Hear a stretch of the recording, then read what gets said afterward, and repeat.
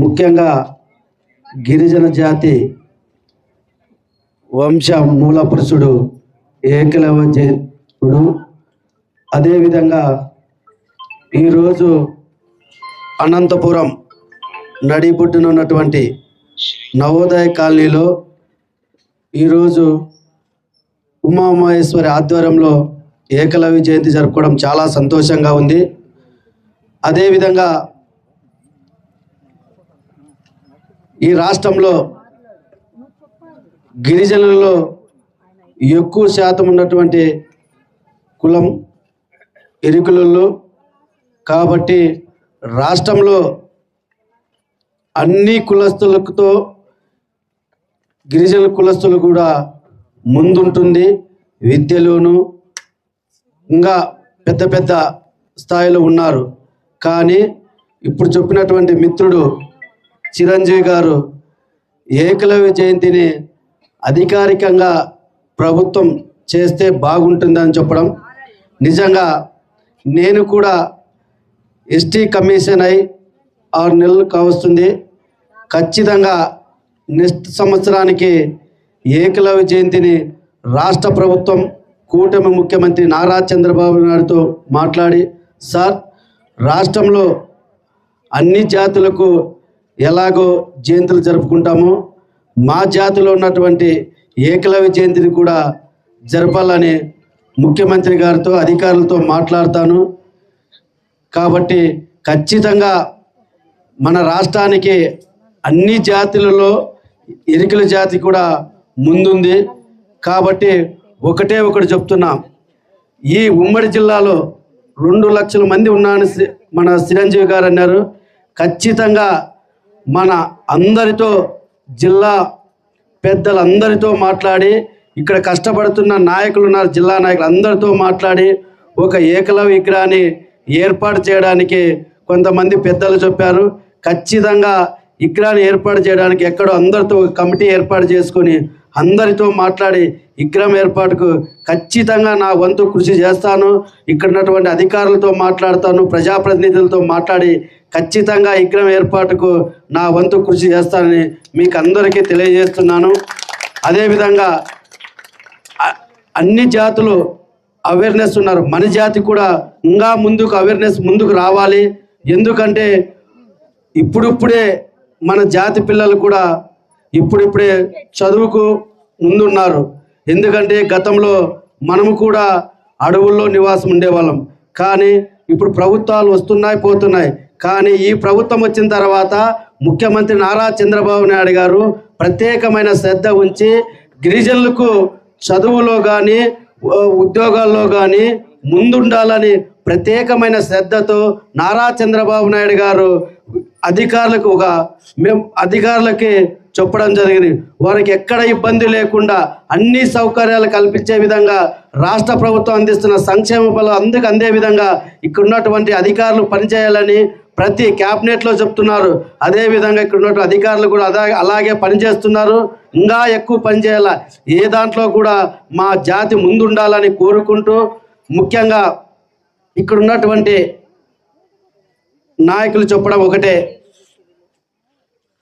ప్రభుత్వం వస్తుంటాయి పోతుంటాయి, కానీ మన జాతికి రావాల్సిన ప్రతి వాటాలో మనకు 6% రిజర్వేషన్ ఉండాలన్నారు. కానీ గతంలో ఏముందో నాకు తెలియదు. కానీ ఈ ప్రభుత్వం ఏర్పడిన తర్వాత ప్రతి చోట నేను రివ్యూ మీటింగ్ పెడుతున్నాను. డైరెక్ట్గా నేనే గిరిజనుల దగ్గరికి వెళ్తున్నాను.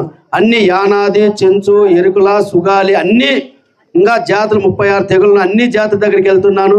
ఫస్ట్ కూర్చోవడమే అధికారులతో, సార్ మా వాళ్ళు ఎక్కడెక్కడున్నారు సార్, వాళ్ళకు రూల్ ఆఫ్ రిజర్వేషన్ పాటించండి. ఈ రాష్ట్ర ప్రభుత్వం మాత్రం ప్రత్యేకంగా అన్ని సౌకర్యాలు కల్పిస్తున్నారు. అధికారులు దాన్ని అమలు చేస్తున్నారా లేదా, చేయకపోతే మాత్రం మీ పైన చర్య తీసుకోవడానికి రాష్ట్ర ప్రభుత్వం ముందుంటుంది. కాబట్టి మా జాతి యాడున్నా ముందుండాలి. మా గిరిజన జాతి నమ్మితే ఏదైనా కన్నా ప్రాణం ఇచ్చే జాతి మా గిరిజన జాతి. కాబట్టి దానికి అనుగుణంగా ఈ అధికారులు పనిచేయాలి. ఇంకా ఏదైనా మా జాతి పిల్లలకు చిన్న చిన్న సమస్యలు ఉంటే ఖచ్చితంగా ఇక్కడ ఉన్నటువంటి జిల్లా అధికారులు కానీ ఎస్టీ కమిషన్ దృష్టికి తీసుకెళ్తే ఖచ్చితంగా ఆ సమస్యను పరిష్కరిస్తాం. ఈ జిల్లాలో ఉన్నటువంటి అధికారులు మంచి అధికారులు ఉన్నారు, ప్రజాప్రతినిధులు ఉన్నారు. ఏదైనా సమస్య ఉంటే ఇక్కడ ఉన్నటువంటి సంఘ నాయకులు ఉన్నారు. ఆ సమస్యను తీసుకొస్తే మాత్రం ఆ సమస్యను పరిష్కరించడానికి ముందుంటున్నాం. ఏదైనా ఇంకా ఏరియా కులస్తులు మా వారికి ఏదైనా ఇబ్బంది పెడుతున్నాను వస్తే మాత్రం వెంటనే రెస్పాండ్, ఎస్టీ కమిషన్ సభ్యుడు కానీ వెంటనే రెస్పాండ్ అవుతున్నాను. సంబంధించిన అధికారులతో మాట్లాడుతున్నాను.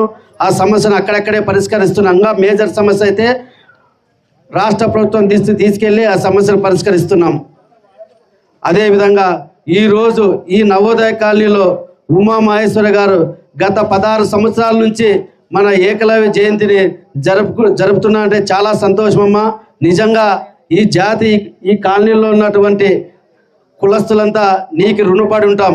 ఎందుకంటే మన జిల్లాలో ఎక్కువ ప్రాంతాల్లో ఉన్నారు, కానీ కొన్ని ప్రాంతాల్లో జరుపుతున్నారు. మీరు మాత్రం 16 సంవత్సరాల నుంచి ఇక్కడే ఈ జయంతిని జరుపుతున్నారు కాబట్టి చాలా సంతోషం.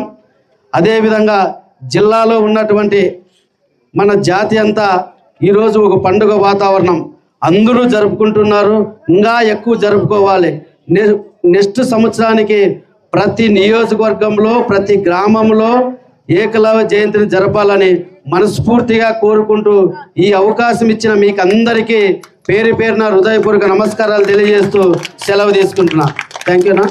ఇచ్చేసిన ఎస్టీ కమిషనర్ వెంకటప్పన్న గారికి, ఇక్కడ వచ్చిన నా తోటి నాయకులు, నా తోటి ప్రతి ఒక్కరికి ధన్యవాదాలు. ముఖ్యంగా తెలియజేయడం ఏమనగా ఆదివాస ప్రపంచ దినోత్సవం రోజు ఇక్కడ ఆటో స్టాండ్లో, నవోదయ కాలనీ ఆటో స్టాండ్లో ఏకలవ్య విగ్రహం ఏర్పాటు చేస్తున్నాము. అందరూ కలిసి ఎరుకల జాతి ఉనికిని వినిపించాలని, దానికి సపోర్ట్ చేస్తున్న భారతత్త గారికి, ఇక్కడున్న పెద్దలకి అందరూ ఇక్కడ మేము ఏకలవ్య విగ్రహం నిర్మించుకోవాలని గత కొంతకాలంగా ఎదురు చూస్తున్నాం. అది ఇప్పుడు సక్సెస్ అయింది. ఈ సభాపూర్వకంగా తెలియజేస్తున్నా. ఇంకా ముఖ్యంగా తెలియజేయడం ఏమనగా ఇక్కడ నవోదయ కాలనీలో చాలా ఇబ్బందులు పడేవాళ్ళు, ఎరుకల జాతి వారు చాలా ఇబ్బందులు ఎదుర్కొన్నాం. సమస్యలతో చాలా సతమతం అయిపోయాం. ఇప్పుడు కూడా అలాగే ఉన్నాం, కానీ ఎక్కడ అప్డేట్ అనేది మాలో కనిపించట్లేదు. గత కాలంలో సైఫుల్లా సారు నిర్మించిన ఈ ఎరుకల నవోదయ కాలనీలో ఎరుకల జాతి వారు చాలా అభివృద్ధి చెందాము. ఆయన దయ వల్లే ఇక్కడ అభివృద్ధి చెందడం జరిగింది. అప్పుడు మాకు కరెంటు లైట్లు లేవు, కనీసం రోడ్లు లేవు, అవేర్నెస్ అనేదే లేదు. ఇక్కడ ఏమీ లేకపోయినప్పుడు ఆయన ఎమ్మెల్యేగా ఉన్నప్పుడు నేను ఇంకా అప్పుడు నాకు 8 సంవత్సరాల పాపని అప్పుడు చూశాను నేను. ఆయన ఇక్కడ రోడ్లు ఆయన వేశారు, ప్రతి ఇండ్లు ఆయనే కట్టించారు, సమాధుల గోడ ఆయనే ఇచ్చారు, ఇంటింటికి కుళాయి ఇప్పించడం కూడా, గేరుకు ఒక కుళాయి తెప్పించడం కూడా ఆయన దయ వల్లే జరిగింది. ఆయనకి ముందుగా కృతజ్ఞతలు తెలియజేస్తున్నాను సైఫుల్లా సార్ గారికి. ఇంకొకటి ఏం చెప్పాలంటే, ఇక్కడ ఉన్న ఎరుకల జాతి వారు చాలా మంది ఎందుకో రాలేకపోతున్నారు ఈ కార్యక్రమానికి. ఈ సభాపూర్వకంగా అందరూ కలిసి ఐక్యతతో ముందుకు వెళ్ళాలని తెలియజేస్తున్నాను. నాకు ఈ అవకాశం ఇచ్చిన ప్రతి మీడియా మిత్రులకి, న్యూస్ పేపర్ వాళ్ళకి ధన్యవాదాలు.